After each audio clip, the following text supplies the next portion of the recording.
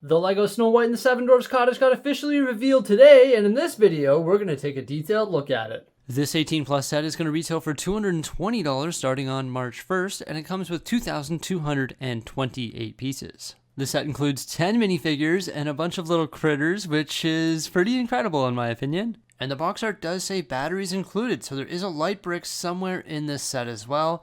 And look at all the vegetation on the exterior of the cottage. Oh yeah, that looks pretty fantastic. On the back of the box, you can see that the light brick is actually used in the fireplace, but the back of the box also reveals the fact that this set is an open back. However, I'm a little bit confused as well, because the box art on the back of the box here also shows that this set potentially hinges closed as well, but I'm confused as to how that works. Let's have a look at the other images and try and figure it out. We're going to get to those hinges in one sec, but first I want to have a look at some of the primary images. I've got to say that this is just gorgeous. Like, look at the front of this build.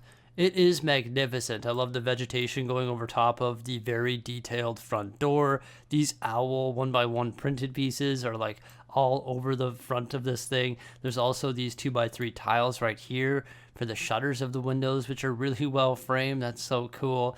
And then the roof, just like so detailed, all the different part usage to create this magnificent looking roof. And that tree is just beautiful. We're gonna have a detailed look at the minifigures and also the interior of this thing, but first I want to decide like how this is working. So we can see this right here, like it's a front face of the building, right? But apparently this thing is gonna hinge as well. How is that gonna work? For example, when you have a look at this image, you can see that there are some hinges right here and that the building is actually hinging somewhat close. But then you can see it's not going to fully hinge because we've got some plate work down here which is going to get in the way. So it's odd because look at the orientation of this like beam on the top of the roof.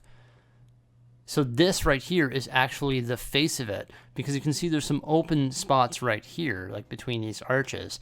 So for some reason it's like half hinging, not quite closing, but this is for sure the front of the build because when we have a look at this image again, this is the orientation of the roof right there. That beam is sort of like forward facing, so this is the front of the building and it's only like hinging 90 degrees. You see that?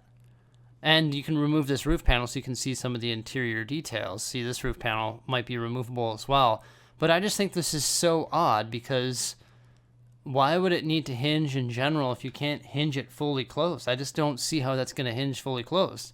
So I've come to the conclusion that this is indeed an open back set, whether you hinge it open or closed or not. Just seems sort of weird to me. Here's an image that's showing those hinges in action.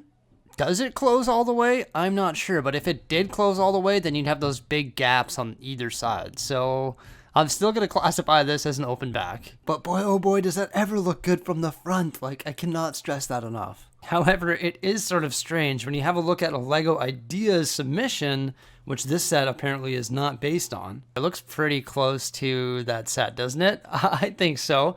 And this one here, the cool thing about it is the fact that it's actually a closed back. It looks very detailed, just like the official LEGO one there. But look, the back is closed. This thing looks beautiful. And now they're not going to say that it's based on this set, but I'm going to say that it probably is, even though Han was yellow first. That's the designer of this set, is not going to get credit for it. I don't think, at least. But I believe this set had to be based on this LEGO Ideas submission. It looks like identical to it.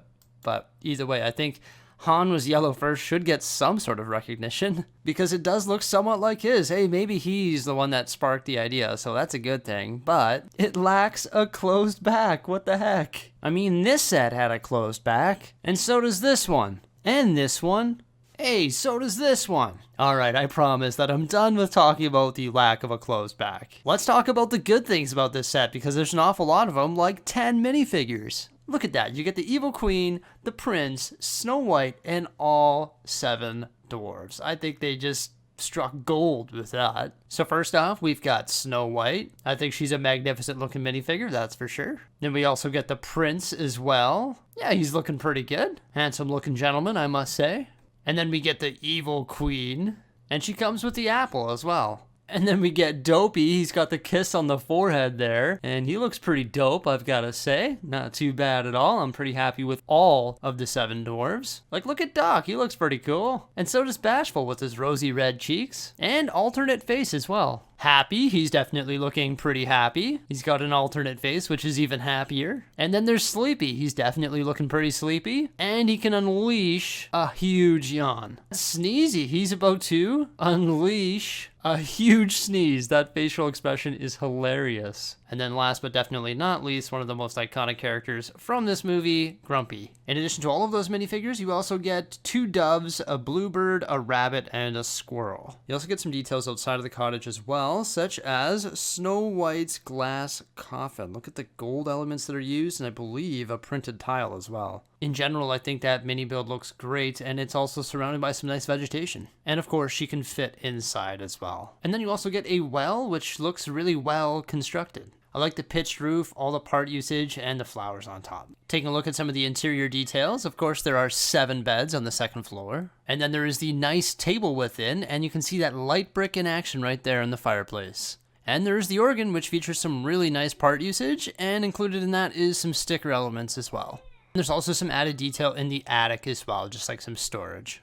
On the right side of the cabin, you can see Doc working on some gems there with his magnifying glass, and then swooping back over into the kitchen area, you can get a better visual of the details of like the chairs with those ingot pieces and heart tiles, and there's also a nice clock on the wall when you walk in the door there.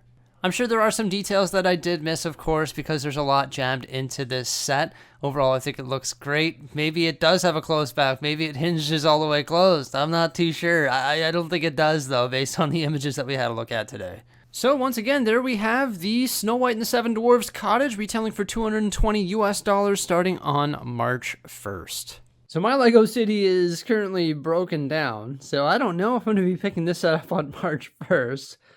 Oh boy. It will be going in the Lego City eventually because it's going to match up with some of the other Lego sets here in the campground. When I get the new place, I'm going to have a much larger forested area, and it's going to be perfect. Just like an enchanted forest with the Snow White and the Seven Dwarfs Cottage, and it's going to match up beautifully with like my custom cabin, more custom cabins that I plan to build in the future. Also, the Winnie the Pooh set right there. You've got some other little cabins in the campground here as well. And then, of course, there's the A-frame cabin over here. And the treehouse is just going to look perfect in an area just like this. So I'll for sure be getting one, but I'll probably have to close the back because why isn't the back of it closed? However, with that said, if it was, for example, placed right here, you would just see the front of it. You wouldn't really know that the back would be, or that the back is open. So well, I guess I'll have to cross that bridge when we get there, right? But it'll look really good in the Lego City among a massive forest, just like a lot of these other great Lego sets.